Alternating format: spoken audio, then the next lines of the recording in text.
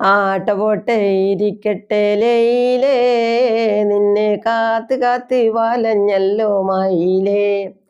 നിന്നെ കാണും നേരം എൻ്റെ മാജിനു, എൻ്റെ ചങ്കിലൊരു കിരികിരിപ്പ് ഭരണി.